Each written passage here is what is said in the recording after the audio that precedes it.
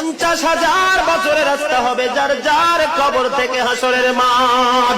ফুলচেরাতের পুল হবে 30,000 বছরের রাস্তা। আমার উম্মত গুলো কিভাবে রে পায়ে হেঁটে তারা অতিক্রম করবে? বন্ধু নবী এমনি এমনি কাঁদেনি রে, নবী জানিয়ে দিয়েছে কাল কিয়ামতের ময়দানে উম্মত গুলো খালি পায়ে থাকবে, মাটি তো তামা থাকবে।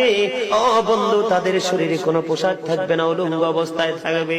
এবং মা আয়েশা প্রশ্ন করলো, গো প্রাণের নবী, জানতে মনে চায় নবী গো, এই যে আপনার উম্মত গুলো উলঙ্গ অবস্থায় খালি পায়ে সবাই থাকবে গো নবী, তারা কি নারী পুরুষ একসাথে? কয় হ্যাঁ, নারী পুরুষ একসাথে। তারা কি কেউ কারো দিকে নজর দিবে না?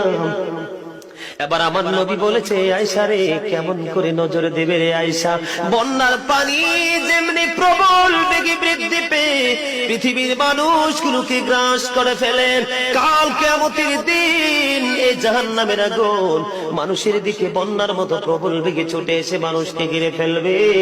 এত ভয়ঙ্কর হবে রে আয়েশা কেরা, এত ভয়ঙ্কর হবে আসরের দিন, এত ভয়ঙ্কর হবে সেই দিন। আর সেদিন এত বিপজ্জনক হবে, একটা পুরুষ আর একটা নারীর দিকে তাকাইবার